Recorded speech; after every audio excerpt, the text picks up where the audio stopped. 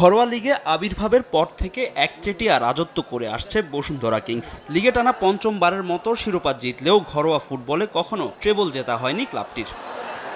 সেই আক্ষেপই ময়মনসিংহে গুছিয়েছে বাংলাদেশ ফুটবলের নিউ পাওয়ার হাউসরা। নাটকীয় এক ম্যাচে মোহামেডানকে 2-1 গোলে হারিয়ে প্রথমবারের মতো ঘরোয়া ফুটবলের ট্রেবল জিতে Kings.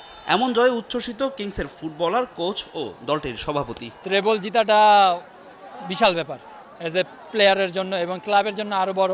For the club is very special. Long time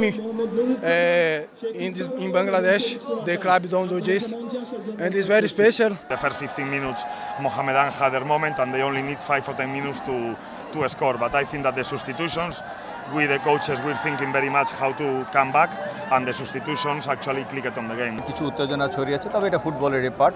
তো আমার মনে হয় যে সব মিলে ম্যাচটা ভালো ছিল। ম্যাচে 86 মিনিট পর্যন্ত 1-0 গোলে পিছিয়ে থাকলেও আত্মবিশ্বাসের কমতি ছিল না ফুটবলারদের। সেই বিশ্বাসকে পুঁজি করে ঘুরে দাঁড়ায় Kings.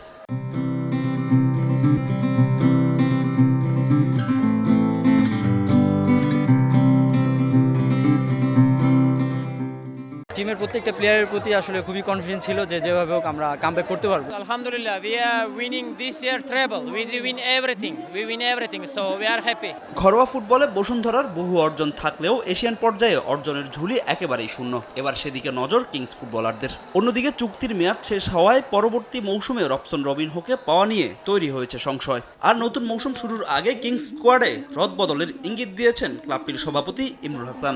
I don't know because now I go to holidays.